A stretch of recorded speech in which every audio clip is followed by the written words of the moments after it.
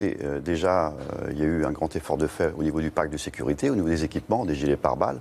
Mais je peux vous dire que la soudaineté de l'attaque qu'on a vue hier, la détermination du terroriste, ces cas dits atypiques le seront de moins en moins, puisque ce sont des personnes qui se radicalisent eux-mêmes.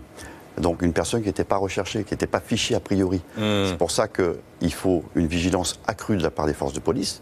Aucune mission. Mais le travail sur le terrain, il est en train de changer. On l'a vu sur les images qu'on montre ce matin sur CNews. Vos collègues étaient en train de patrouiller. Mais en clair, c'est de marcher dans la rue, sur le parvis de Notre-Dame, oui, comme patrouillent des milliers de vos confrères. Ces collègues-là.